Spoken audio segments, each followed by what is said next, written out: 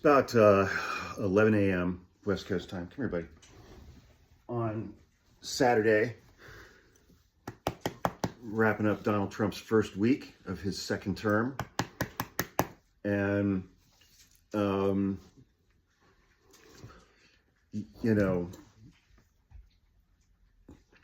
yeah, first week's been a bit of, it's been a lot. But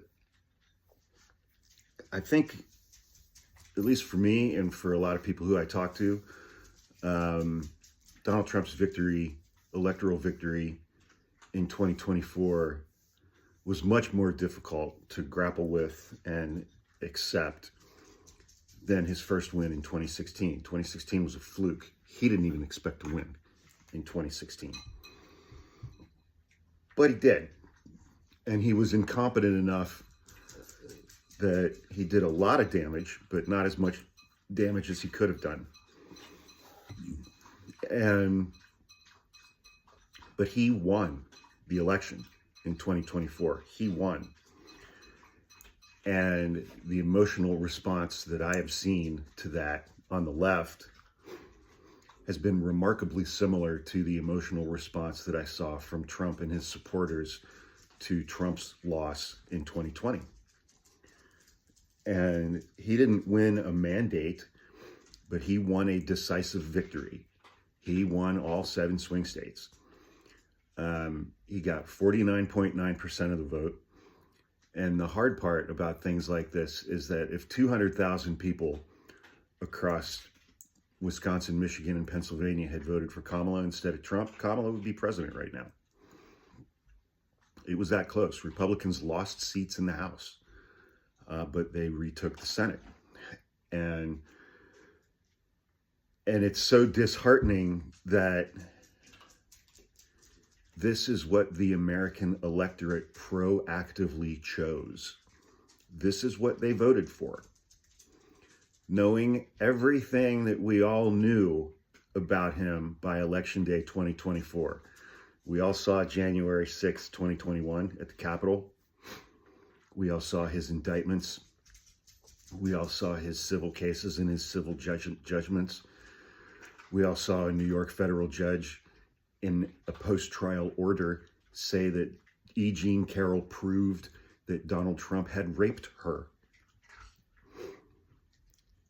We saw the explicitly unapologetic, racist, misogynist, bigoted, homophobic, transphobic presidential campaign that he ran against Kamala Harris.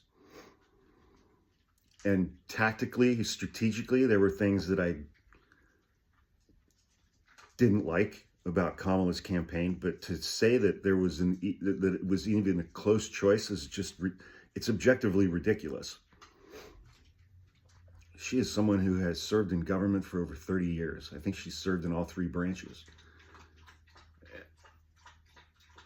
Dramatically more qualified than him. But we are a racist nation who hates women and immigrants and the LGBTQ community and the disabled, and the list goes on. But the voters, knowing all of that, chose him over her. And again, it's like the emotional response to that has, I've been going through it. It's so dramatically worse than 2016 for all kinds of reasons. And it just exposed so much about our country and the people who live here. But again, it's like, to this day, I get dozens and dozens and dozens of comments every day. Elon Musk used Starlink to steal the swing states. That is complete bullshit. There were millions of Democrats this year who stayed home and didn't vote at all. That's not voter suppression. That's not vote stealing. That's people making a decision. There were tens of millions of voters who didn't vote in addition to that. That's making a choice. That's not voter suppression. There's some of that, but it's not. This election was not stolen from Kamala Harris. Kamala lost and Donald Trump won. And Donald Trump won because this is what our electorate wanted. It is a dying gasp of white supremacy and trying to implement white Christian nationalism and desperately trying to avoid the demographics of white people becoming a demographic minority sometime around the year 2042. And what better way to stave that off for 20 years than by deporting 20 million brown people? There are tens of millions of white people in this country who voted specifically for that reason. Yeah. In this election, I mean, I was pessimistic throughout the course of the summer. I was extremely hopeful, but realistically, I was pessimistic. And I was listening to Tim Miller this morning, and he echoed my path through that perfectly. He was like, I thought Trump was going to win until the weekend before the election when Ann Seltzer's Iowa poll came out. And that is exactly what I felt. It wasn't until the weekend before the election where I legitimately thought and started to like actually believe that Kamala was going to win because of that poll. And I was like, this could actually be real. And then we lost. And then we lost. And in this election in 2024, Donald Trump improved his vote share among every single demographic except for black women.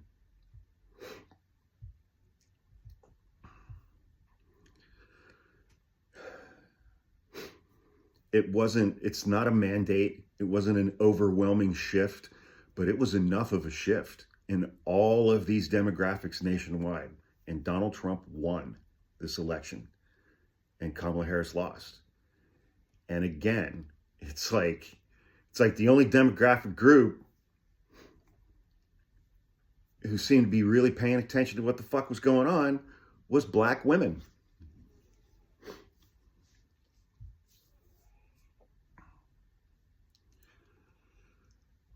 And, and now they're out. They're taking a rest. I think deservedly so. Not that they need that affirmation from me. But since then, Donald Trump has been an absolute bull in a china shop. And especially this past week with his executive orders and the things that he's been doing inside of federal agencies and the deportations and the firings. And I mean, he is pedal to the metal implementing Project 2025 to the letter. To the letter. And it's like people on the left have been abandoned. We've just been absolutely abandoned. We see Jimmy Carter's funeral and Obama is sitting next to Trump yucking it up. And on Inauguration Day, Jill and Joe Biden invited Trump and Melania over to the White House for tea and cake. And they had a very nice time together. And then they all rode over to the Capitol together. And Senator Amy Klobuchar was there for all of that. She was at the little tea party and she was in the car with them riding over to the Capitol and talked about how exciting it was. And that she would tell you about it, but if she did that, she wouldn't be invited back again. We, except for Bernie and AOC and a couple others, who's fighting for us? Chuck Schumer, Jerry Connolly on the House Oversight Committee, who AOC was elbowed out of that position by Nancy Pelosi, calling Democratic members of the House and lobbying for Jerry Connolly, who's 74 and has throat cancer. And she was calling Democratic members of the House lobbying against AOC from her hospital bed in Luxembourg where she was having an emergency hip replacement. AOC gets a lot of attention from the media. AOC knows what to do with that attention, is incredibly effective with it. And Nancy Pelosi knows that. So while Nancy Pelosi was counting her 56% returns from the stock market last year because of her insider trading, which is bipartisan, and both parties are equally as bad at that, and AOC's out here trying to fight for people like us, Nancy Pelosi took that from her proactively. That's our Democratic leadership. John Fetterman, senator from Pennsylvania, has signaled, Democrat, that he may vote for a bunch of these Trump cabinet nominees. He went down to Mar-a-Lago. And it's like, we've all seen what the corporate class has done. They've showered him with Trump with so many donations to his inaugural fund. There's over $500 million in cash in his inaugural fund. Unregulated, no reporting requirements as to who donated and how much they gave. Just here's $500 million. Go do whatever you want to with it. And it's like, people on the left, we have been abandoned, not just by our fellow Americans, but by the Democratic Party. And as I've said many times before, I'm not a registered Democrat. I'm not a registered Republican. I've been an independent for over 20 years. But I'm also not a sociopath.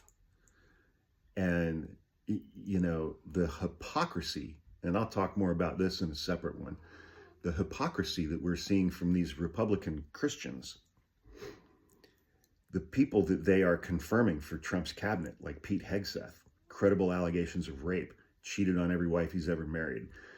Multiple people say he's a fucking falling down drunk alcoholic who passes out on the regular. We just put that guy in charge of our United States military and the entire Defense Department. And it's just the abandonment of the left by this country, this electorate, and now by our Democratic leaders. And I don't know what the pathway forward is, but I sure as fuck know it's not squawking about Elon Musk and Starlink satellites, and that's how he stole the swing states. That sounds just as bad as the Stop the Steal crowd in 2020. And it comes from the same emotional place. I understand that. But while all of this is happening, it's almost impossible to keep a level head and try to see things objectively in an evidence-based manner. There is zero evidence that the 2024 election was stolen from Kamala Harris. However, what was done that is legal? What was done that is legal is Elon Musk bought Twitter. And during the 2024 election cycle, specifically during the last 6 months of last year, flooded it with disinformation that received billions and billions and billions and billions of views. That had to be worth several $1 billion worth of in-kind contributions to Trump's campaign. Elon Musk also donated over $250 million directly to Trump's campaign. That's all legal. That's all legal. Every bit of that is legal. And, you know, we are flooded with so much disinformation, misinformation, and propaganda. I don't even know what's not propaganda anymore.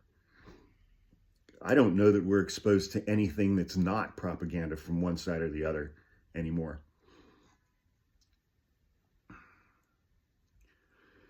You know, it's like, I don't know what the answer is for moving forward. But I know it's like, I'm going to focus on taking care of me, my family and friends, and my community locally. And I'm fortunate to live in the Bay Area, which has probably the most diverse community of any other place in the United States.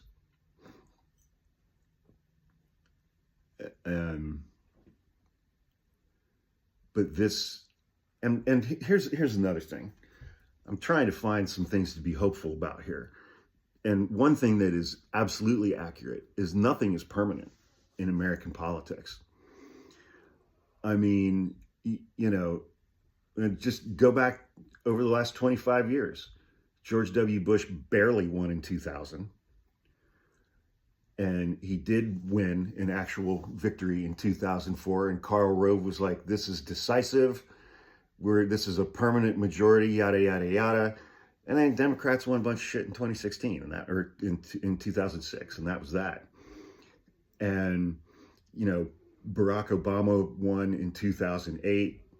Democrats had 60 seats in the Senate, a huge majority in the House. And 2010, lost the House, lost the Senate. Barack Obama was like, yeah, we got shellacked. He won in 2012, but Republicans kept the House and the Senate. And then we had 2016. Trump wins barely. Republicans have the House and the Senate. Well, 2018, Democrats take the House. 2020, Democrats keep the House, take the Senate, and Trump loses. Biden wins the presidency. This ping-ponging back and forth and back and forth and back and forth has been ever present for the last 25 years. So it's going to be bad for 2 years.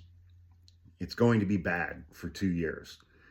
And hopefully it's bad enough that in 2026, Democrats can at least take back the House. Senate map's not looking great for them in 2026.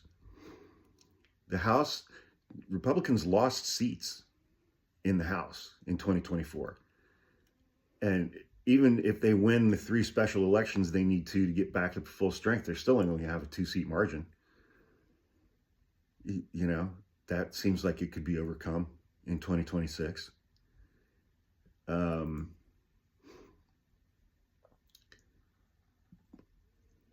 Everyone's minds are broken right now.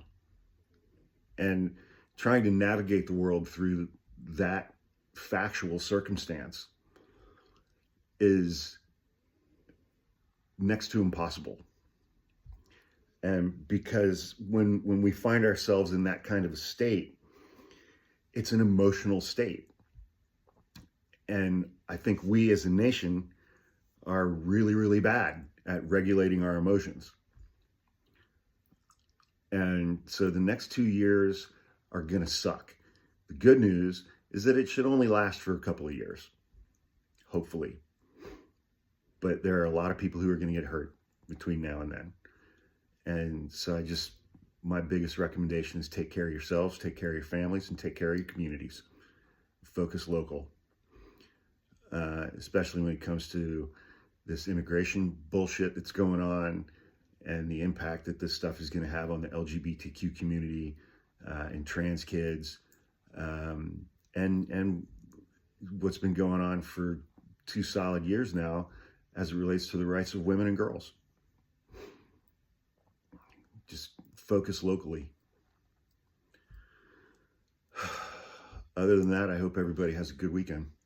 Stay safe.